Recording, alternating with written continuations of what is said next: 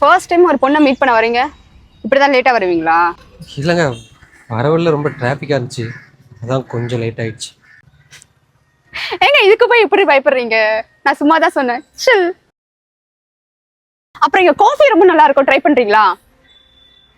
அதுக்கு எங்க மூஞ்சி இப்படி வச்சிட்டு இருக்கீங்க? காஃபி குடிப்பீங்க தானே? குடிப்பேங்க. வாங்க போலாம்.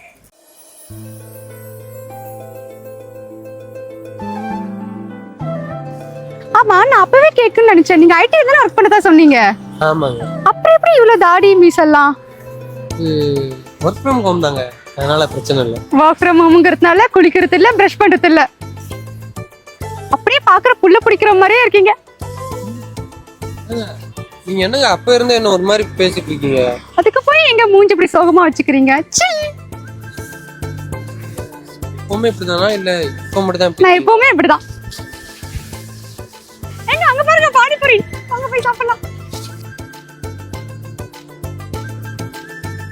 ஏங்க இப்பதானங்க பானிபூரி சாப்பிட்டீங்க, அதுக்குள்ள ஐஸ்கிரீம் சாப்பிட்டு இருக்கீங்க?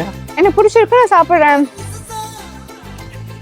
ஏங்க நானும் பச்சை இருக்க வந்தது என்கிட்ட எதுவுமே பேச மாட்டீங்க. அட்லீஸ்ட் என்ன பத்தியாச்சும் ஏதாவது கேளுங்க.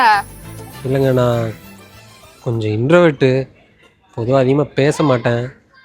அதனால தாங்க இது வரைக்கும் என்னை பார்த்த பொண்ணுங்க கூட ரிஜெக்ட் பண்ணிட்டாங்க. பின்ன இப்படி அமைதியாவே இருந்தா எந்த பொண்ணுக்குங்க பிடிக்கும்?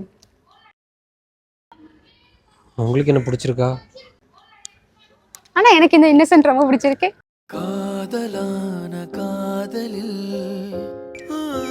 எனக்கு ரொம்ப பிடிச்சவங்க கிட்ட மட்டும்தான் நான் இப்படிலாம் கேட்பேன். கேட்கலாமா? கேளுங்க. எனக்கு ஒரு ஜிமிக்கி கம்பல் வாங்கி தரீங்களா? வாங்கி தரேன். இப்பவே வாங்கி தரீங்களா? இது நார்மல் ஸ்டோரி தான். ஆனா பொதுவாகவே பசங்க எங்க ஒரு பொண்ணை இம்ப்ரெஸ் பண்ண இவ்வளோ எஃபர்ட் போடணும்னு நினைக்கிறீங்க? சிம்பிள்ங்க. அவங்களுக்கு பிடிச்ச ஒரு சின்ன விஷயத்த கூட அவங்களுக்கு பிடிச்ச மாதிரி பண்ணுங்க, அதுவே போதும். ஈஸியா இம்ப்ரெஸ் ஆயிடுவாங்க.